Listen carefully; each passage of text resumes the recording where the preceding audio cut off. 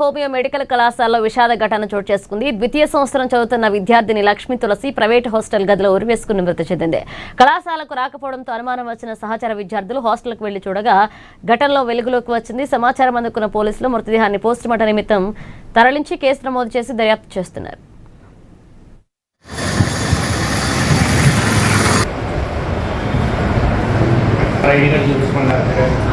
చూపించమన్నారు.